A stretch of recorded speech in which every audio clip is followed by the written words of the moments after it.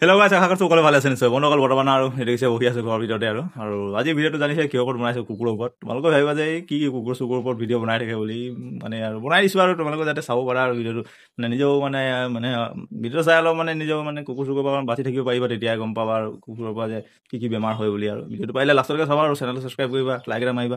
ভিডিঅ'টো বৰ বিশেষ দেৰি নকৰোঁ, সোনকালে ষ্টাৰ্ট কৰিব ব'লা। ভিডিঅ'টো ষ্টাৰ্ট কৰাৰ আগতে তোমালোকক সুধিছোঁ যে কুকুৰে দাঁতৰ পৰা বিষ ঢালে না নখৰ পৰা বিষ ঢালে। এতিয়া তোমালোকে কমেণ্টত প্ৰথমতে জনাব পাৰা যদি যোনে জানা। মই কৈছোঁ কুকুৰে মানে দাঁতত আৰু নখত কোনো ধৰণৰ বিষ নাথাকে। কুকুৰৰ বিষ থাকে জিভাত, যিটো লালতি, যিটো আমি থু বুলি কওঁ, সেই তাতে বিষ থাকে। সেইটো বিষটোৰ নাম হ'ল ৰেবিছ ভাইৰাছ। ই মানে অতি মাৰাত্মক বেমাৰ। যদি কাৰোবাক কামুৰে লগালগ চফা পানীয়ে ধুবা আৰু লগালগ ডক্টৰৰ পৰামৰ্শ লৈ এণ্টি ৰেবিছ ভেকচিন CARV লওক।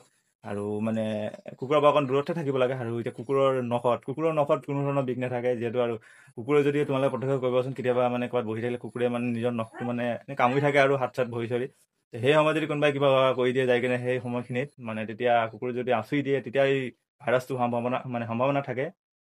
মানে অতি বিপদজনক ভাইৰাছ আৰু সেইটোকে কুকুৰৰ লগত ইমান খেল কৰিব নালাগে। কুকুৰৰ পৰা অকণ দূৰতে থাকিব লাগে, যিহেতু আৰু কামুৰিলে যিমান বিপদ নহয়, ভয়ংকৰ নহয়, মানে এই ভাইৰাছটো অতি ভয়ংকৰ। সেই গতিকে কুকুৰৰ পৰা অকণ দূৰতে থাকিব লাগে।